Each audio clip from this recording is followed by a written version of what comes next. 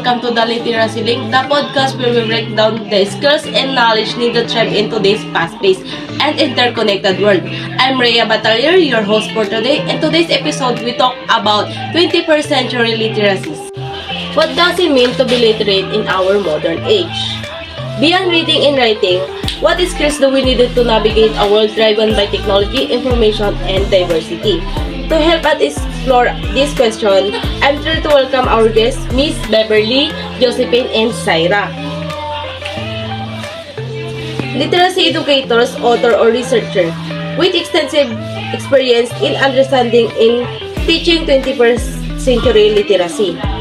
Before we dive into our conversation, let's set the stage. When we talk about 21st century literacies, we're referring to a broad range of skills: digital literacy, media literacy, financial literacy, enable global and environmental.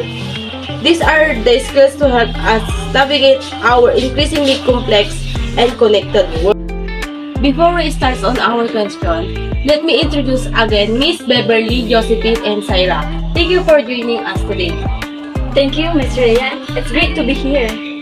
So let's start with the basic question on Miss Beverly. How do you define 21st century literacies and why are they so important today? So, this is explaining the concept emphasizing the need of adaptability, critical thinking, and the ability to work across various platforms and contexts. Thank you, Miss Beverly, for that wonderful answer. Let's dive into some specific examples on Miss Josephine. One literacy that stands out to me is digital literacy. Can you talk about what it means to be digitally literate today? Digital literacy explains such as understanding technology, navigating digital tools, and critically evaluating online information. Thank you so much again for that wonderful answer, Miss Josephine. Next question is on Miss Syra. Another area that's incredibly relevant is media literacy. With the overwhelming amount of information available, how can we ensure people, especially younger generations, develop the skills to evaluate what they're consuming?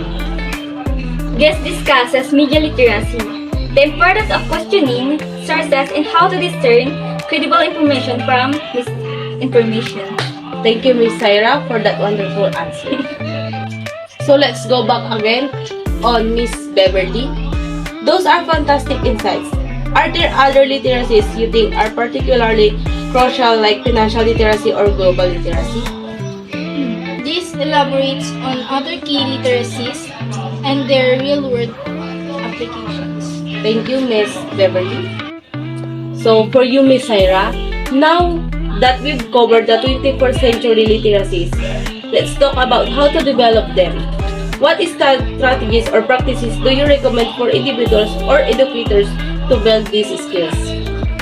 This shares actionable tips such as integrating technology into daily life, encouraging critical thinking, and fostering a mindset of lifelong learning. For our listeners who might feel overwhelmed by the pace of change, what advice would you give to stay motivated and confident in developing these skills? This offers encouragement and practical advice, emphasizing that small, consistent efforts care for growth. Thank you so much, Ms. Beverly, Josephine, and Syra, for sharing your expertise and insights. This has been such a valuable conversation. I'm Rhea Batalier, and this is the Literacy Link. Thank you for listening and watching.